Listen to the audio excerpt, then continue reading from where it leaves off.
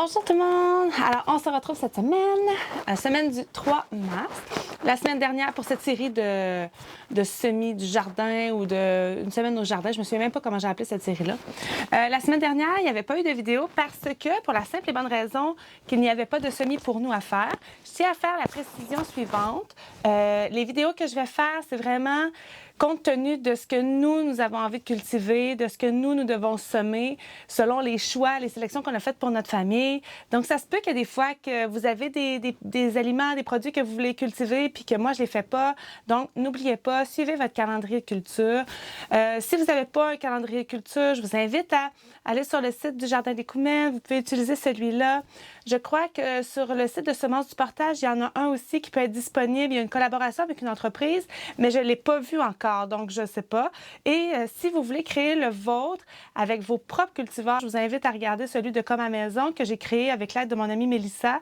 Et c'est un outil que nous adorons. Moi, en tout cas, je peux pas m'en passer. J'en avais un similaire à une certaine époque, mais on a été capable de l'adapter vraiment à nos besoins. Donc, c'est plus que complet si vous voulez garder des traces pour tout ce que vous faites. Donc, je vous fais semaine après semaine, je ne vous montre que ce que nous faisons chez nous.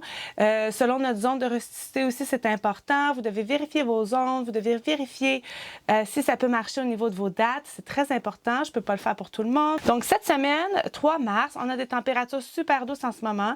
On a, comme j'ai dit la semaine passée, je crois, ou dans un des épisodes de Jazette en salopette, on essaie de ne pas devancer nos semis pour ne pas se tromper. Il va y avoir encore des gels.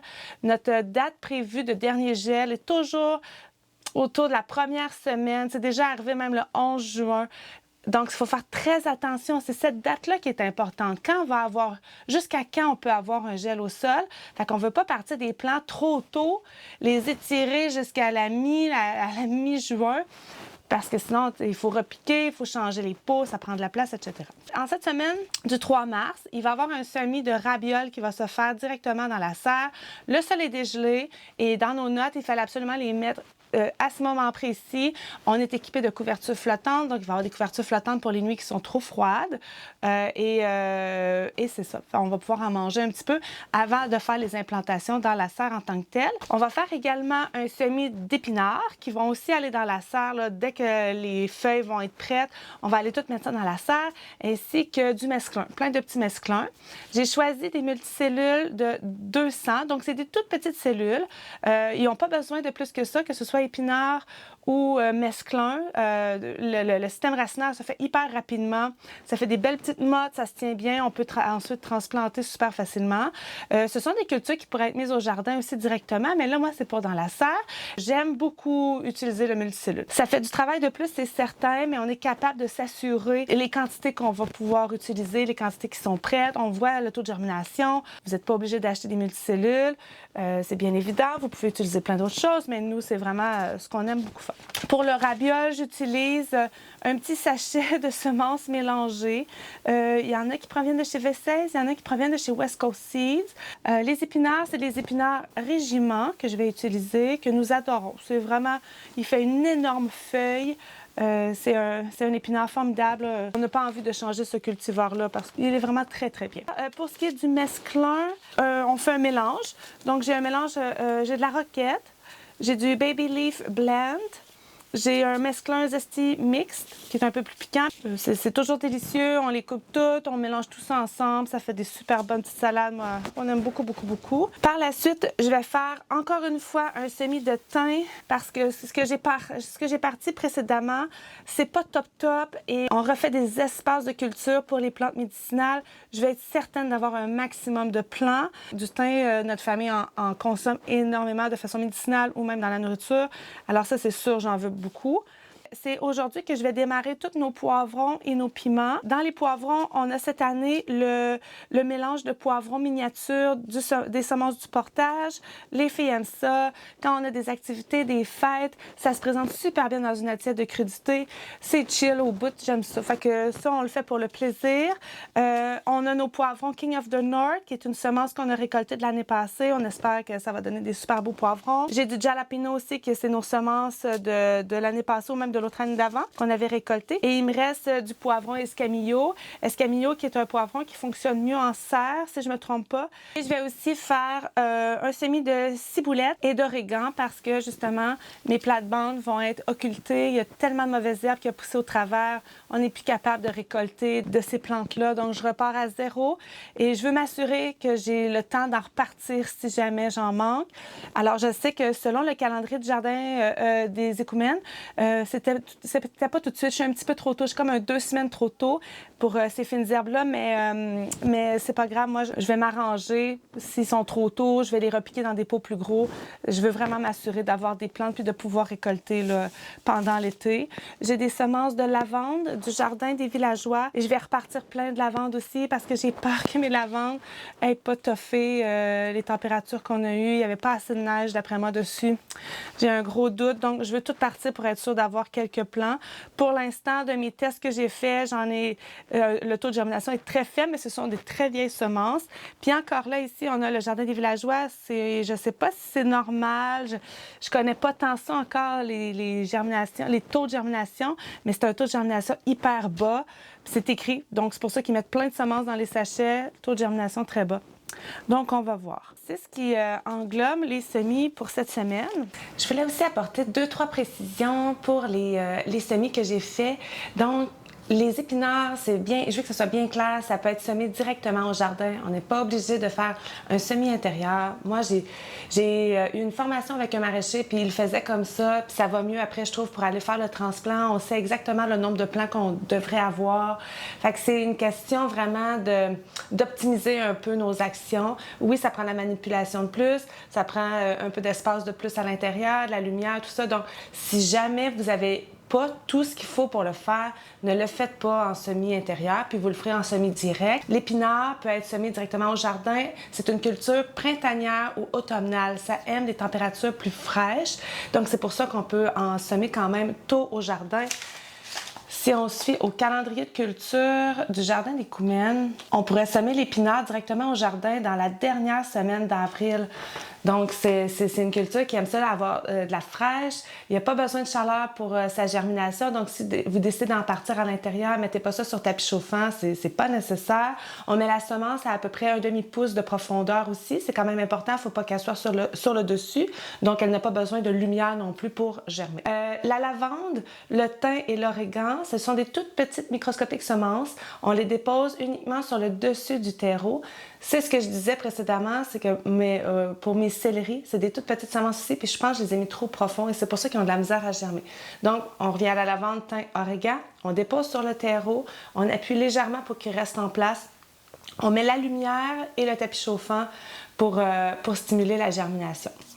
La ciboulette, on prend quelques semences et moi j'ai mis dans des petits pots. On prend quelques semences, j'ai mis une dizaine de semences par pot. Toutes les cultures que je vous ai parlé précédemment, c'est une seule semence qui devient un plant.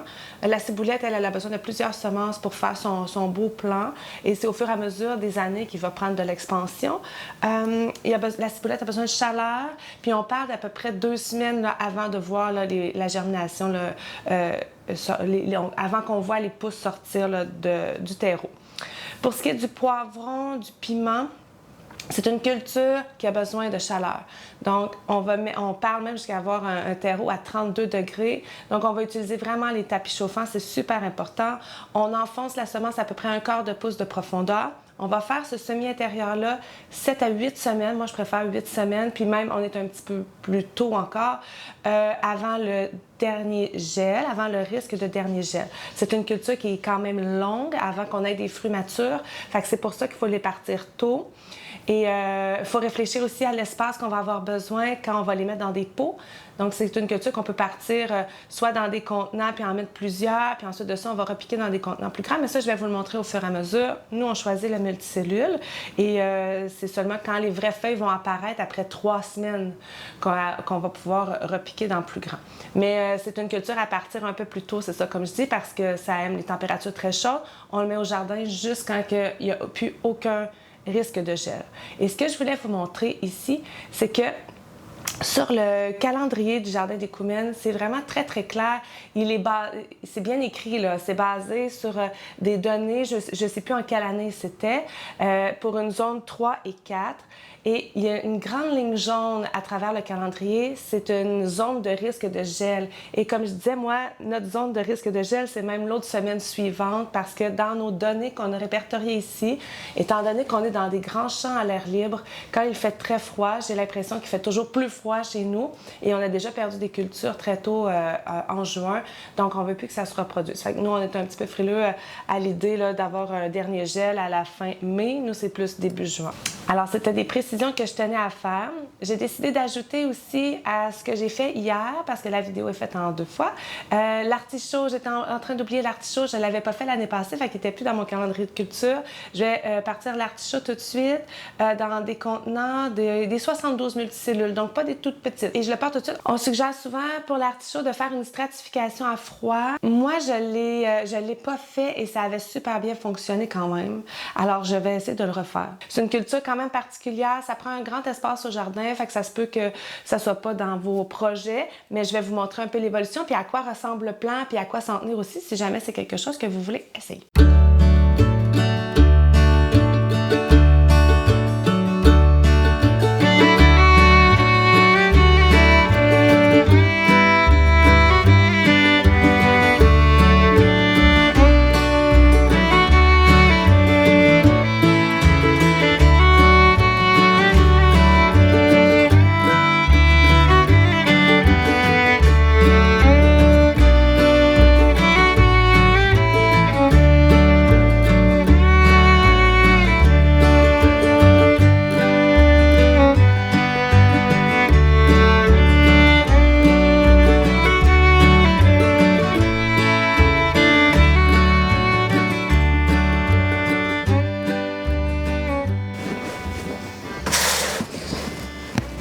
J'ai choisi des 50 multicellules pour faire les artichauts.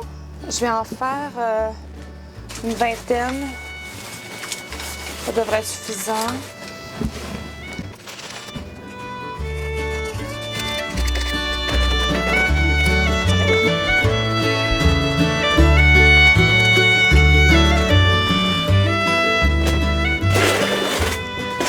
Et j'ai décidé de ne pas prendre de chance. Je vais aussi repartir des céleris. Je crois que j'ai vraiment mis trop de terre par-dessus les semences. Encore une fois, c'est super important. Il faut qu'on écoute qu'est-ce que nos semenciers nous disent. Faites pas ce que moi je fais. 2, 3, 4, 5. Alors, étant donné que les semences de céleri rave et de céleri sont toutes petites, bien, je vais me permettre, je vais les mettre vraiment sur le terreau et je ne remettrai pas grand-chose par-dessus. À la limite, je vais juste appuyer un peu, puis je pense que ça va être suffisant. Alors, pour le céleri rave, si je me fie aux infos ici, la semence, on la met à 1/8 de pouce. On doit garder une humidité et une température entre 21 et 24, si c'est possible, pour permettre la germination. Donc, je vais le mettre sur tapis chauffant. Ainsi que les artichauts, ils doivent être partis à l'intérieur 8 à 12 semaines avant le transplant. On peut placer 2 à 3 semences à 1/4 de pouce de profondeur dans des cellules dans des 50 multicellules. C'est le format qui convient le mieux, ou dans des contenants individuels. La germination se fait entre 21 et 26 degrés. Elle va croître entre 15 et 21 degrés le jour, 10 et 15 degrés la nuit. On peut ensuite de ça éclaircir à 1 plant par cellule seulement. On les transplante quand ils ont entre 6 et 12 semaines d'âge de maturité. Donc, nous, il faut attendre quand même le gel. Il faut qu'ils soient protégés du gel. Alors, je vais vérifier le nombre de semences que j'ai. Moi, je fais seulement une planche de 100 pieds d'artichaut. Je l'avais fait il y a 2 ans. Ça avait super bien été. On va s'installer comme ça. L'artichaut que j'ai choisi, c'est le Taver. Il a besoin du froid, si je me souviens bien, pour faire ses boutons floraux. Mais c'est pas toujours évident à faire, en tout cas. Fait que moi, j'ai comme jamais porté plus d'attention à ça. Puis ça a toujours bien... Ça avait super bien fonctionné la première fois. On va espérer que ça fonctionne encore bien cette fois-ci. Ça serait le fun d'avoir des beaux résultats. C'est l'expérience. S'il n'y a pas de bons résultats, c'est la vie.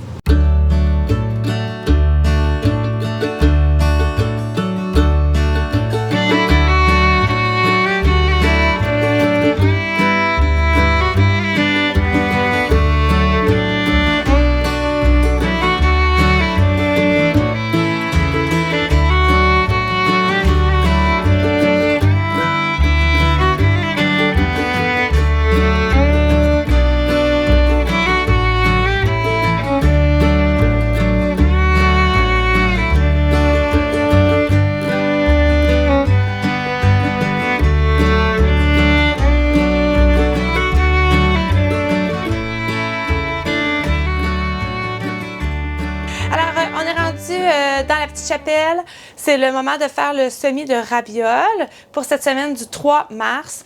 Je peux faire ça ici parce que j'ai une petite serre qui est à la base d'une pépinière. Allez voir l'article qu'on a fait là, à ce sujet si vous voulez des détails sur cet espace qu'on a créé. Le sol est maintenant dégelé ici, donc c'est facile pour nous de pouvoir venir commencer à faire des petites cultures. Si vous n'avez pas une serre comme ça peut être intéressant de patenter de quoi? Des bacs avec des fenêtres, on pourrait utiliser des arceaux avec des plastiques. Il y a moyen de se créer de quoi de plus petit, collé sur la maison, face au sud. Ça pourrait être super intéressant, même au sud-ouest.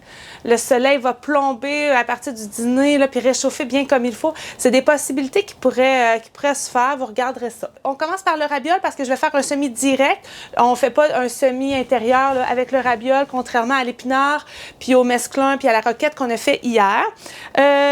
Ces températures fraîches sont vraiment favorables pour toutes les verdurettes, les petites verdures, les verdures asiatiques, la moutarde, les mesclun, la roquette, etc.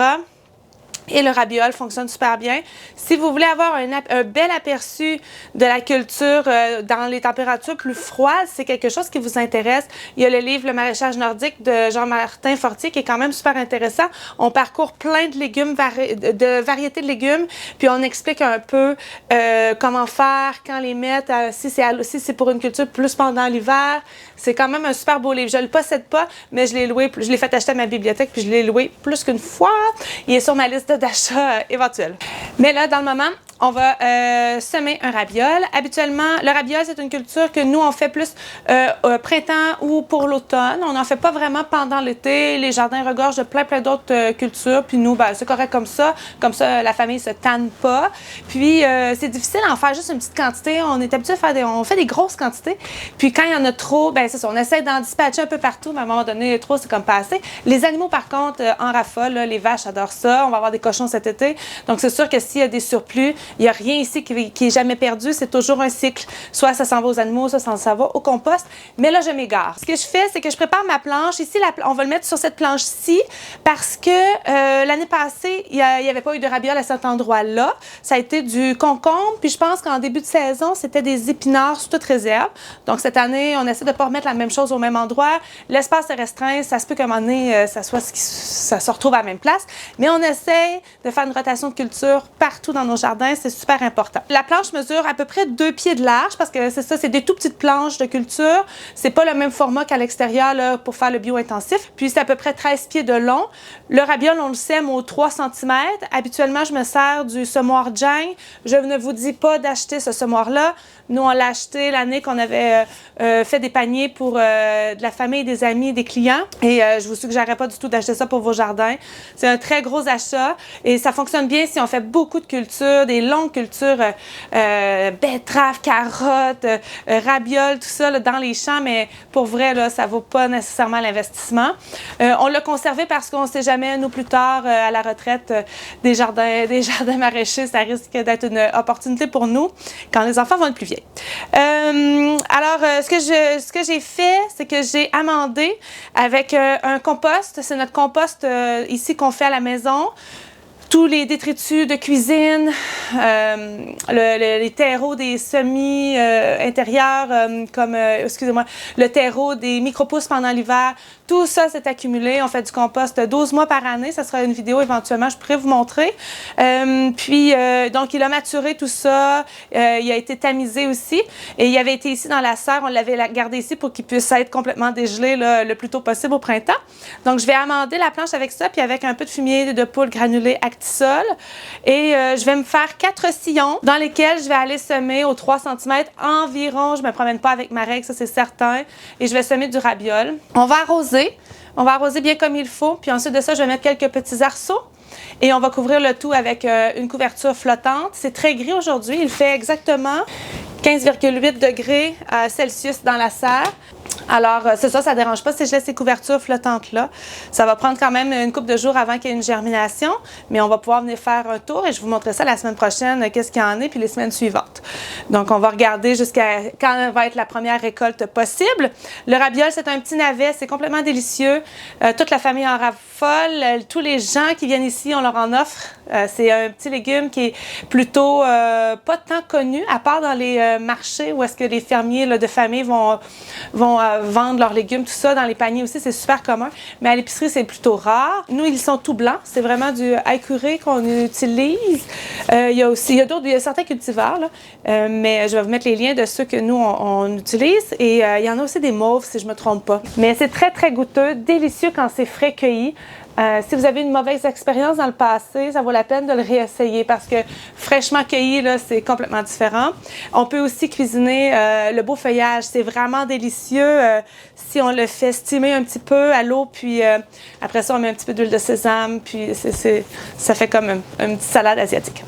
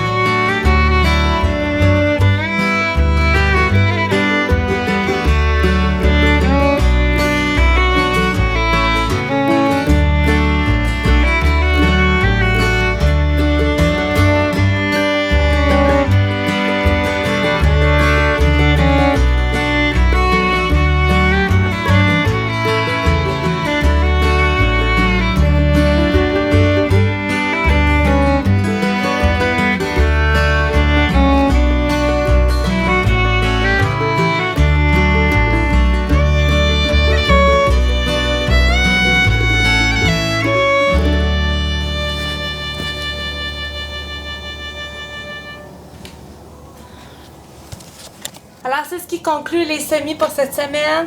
Semaine du 3 mars. Alors, premier semis dans la petite chapelle. La saison est commencée, gang. Yes! Si vous avez des questions, droppez-moi tout ça dans les commentaires. Ça me fait super plaisir de vous répondre. Si vous n'êtes pas encore dans les amis proches Instagram, venez m'écrire en privé sur Instagram parce que je vais m'en servir des amis proches pour présenter plein de trucs dans les jardins au courant de l'été. Des trucs que j'aurais pas le temps là, d'éditer puis de filmer puis tout ça. Fait qu'on se dit à bientôt! À chaque semaine, je vais prendre un instant pour vous montrer où est-ce qu'on en est rendu. Donc, ça, c'est les semis qui ont été faits il y a 2 semaines. Donc, pas la semaine précédente, mais l'autre d'avant. Tous les oignons que vous avez fait avec moi, en ma compagnie. Les oignons qui sont ici. Les autres plateaux sont ici. Tout a super bien germé. Le taux de germination est quand même assez excellent. On a les poireaux qui sont là. Tout est en train de pousser également. C'est assez formidable. Ici, on a un test de poivrons King of the North. C'était nos semences et on voulait les tester. Alors, ça a super bien fonctionné. Je ne les jetterai pas. C'est toujours difficile de jeter des tests de semis, mais ceux-ci, je vais les repiquer dans un contenant plus gros. On attend toujours qu'il y ait au moins les 2 premières feuilles. Puis, le système racinaire est quand même bien, donc je vais pouvoir venir les séparer doucement pour les repiquer. Test de patates douces cette année fonctionne super bien. Les feuilles sont en train de se faire griller sur les lumières. Et je vais suivre les suggestions de mon amie Marie-Christine. Je vais prendre chacune des morceaux de patates douces et je vais les repiquer dans des contenants individuels. Ça va aller beaucoup mieux. Celles qui sont toutes petites, je vais pouvoir peut-être remaximiser le taux d'humidité là, pour les faire pousser davantage. Puis ensuite de ça, j'aurais juste à transplanter en terre. Je ne pense pas, là, j'avais eu des conseils de plein de filles pendant la soirée comme à maison, de couper les tiges, de faire des racines dans l'eau. Mais comme, en tout cas, Marie-Christine me disait que je pourrais prendre mes morceaux tout simplement, les repiquer dans des contenants, puis plus tard, là, les mettre dans mon tunnel chenille. Alors, c'est ce que je vais faire pour cette année. On va tester ça. Ici, on a céleri, taux de germination pas super bon. Les semences datent de l'autre année d'avant. Mon chum dit d'être patiente, que souvent, le céleri, c'est ça que ça fait. Alors, de ne pas paniquer. Céleri rave qui est juste à côté aussi. Je ne sais pas s'il y a eu trop de terreau, là. Je suis embêtée. Tomate Oscar, super beau taux de germination. On va repiquer quand ils vont avoir 2 vraies feuilles. Puis au bout, c'était les lavandes et le thym. Si vous voyez, il y a quelques petites pousses seulement, mais on va récupérer tout ce qu'on peut. Encore sous tapis chauffant là, pour essayer de stimuler la germination ici. Ici, c'est les tests de gingembre cette année. On voit ici que ça a commencé à germer. Je suis même pas sûre à 100% que j'ai placé mes petits rhizomes du bon bord. En tout cas, j'ose croire que oui. Et il y avait d'autres patates douces au fond, là. D'autres tiges qui sont en train de pogner des lumières. Ici, c'était quelques fines herbes. J'avais dit que je voulais des plants précoces pour pouvoir les mettre dans ma cuisine. Donc, j'ai du beau basilic au bout là-bas. Coriandre, aneth, sauge ici qui a bien marché. Et ici, c'est des petites plantes araignées qui sont en train de mourir, que je voulais repiquer dans des petits pots.